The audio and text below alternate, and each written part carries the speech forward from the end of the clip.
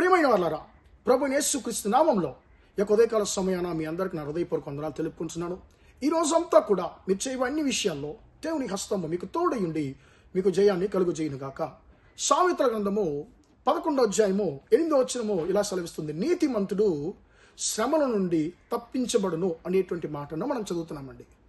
ప్రియమైన దేవుని బిడ్డలారా, నీతిమంతులు పరిశుద్ధ గ్రంథంలో చాలామంది నీతిమంతులు ఉన్నారండి. అంటే యోబు నీతిమంతుడిగా ఉన్నాడు. ఇలాగా చాలామంది పరిశుద్ధులు నీతిమంతులుగా ఉన్నారు. నోవా గురించి పరిశుద్ధ గ్రంథం చెప్తుంది, నోవా తన తరములలో ఉన్న వారందరిలో అతడు నీతిపరుడుగా ఉన్నాడు, అతడు యథార్థవంతుడిగా ఉన్నాడు, దేవునితో నడుచుచున్నాడు అనేటువంటి మాటను నోవా గురించి మనం చదువుతున్నామండి. ఒకవైపేమో ఈ యొక్క లోకమంతా కూడా దేవుని దుఃఖపరిచేటువంటి జీవితం జీవిస్తుంది. అందరూ దుర్మార్గులుగా ఉన్నారు, దేవుని బాధపరిచేటువంటి ఒక జీవితాన్ని జీవిస్తున్నారు. కానీ ఒక్క నోవహు మాత్రము తన యొక్క యథార్థమైన తన యొక్క నీతి అయినటువంటి జీవితాన్ని ఆయన జీవించడం వలన ఆ సర్వశక్తిమంతుడైనటువంటి దేవునికి అతని నెమ్మది కలుగజేశాడు. ప్రియమైన దేవుని బిడ్డలారా, అతని యొక్క ఆ యొక్క నీతికరమైనటువంటి జీవితానికి దేవుడిచ్చినటువంటి బహుమానం ఏంటి? ఈ లోకమంతా కూడా నాశనం చేయబడింది, ఈ లోక మనుషులందరూ కూడా నాశనం చేయబడ్డారు.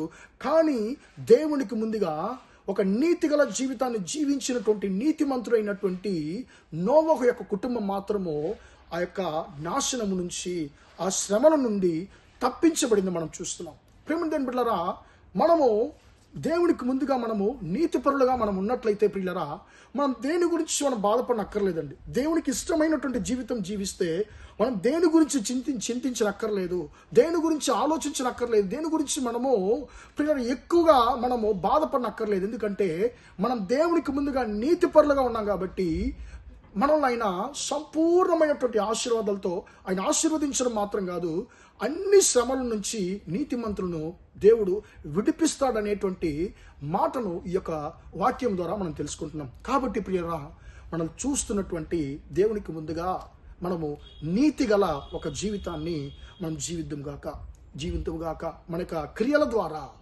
దేవుని దుఃఖపరిచేటువంటి జీవితాన్ని జీవించకుండా మన యొక్క మార్గము, చెడు మార్గములంతా విడిచిపెట్టి దేవునికి ముందుగా మనము నీతిపరులుగా నీతిమంతులుగా మనము ఉందుముగాక. అలాంటి నీతిమంతులని దేవుడు శ్రమలో నుంచి అయినా తప్పిస్తాడని చెప్పి వాక్యము సెలవిస్తుంది. ప్రార్థన చేద్దాం.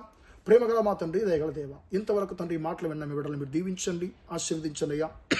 నీతిమంతుడు శ్రమల నుంచి తప్పించబడిన మాట ప్రకారం తండ్రి, మీ బిడ్డలను వెంటాడుతున్నటువంటి ప్రతి ఒక్క సమస్యలు నజరేయుడైన యేసు నామములో తండ్రి మీ బిడ్డల నుంచి తండ్రి తొలగించబడునుగా కానీ ప్రార్థిస్తున్నాను.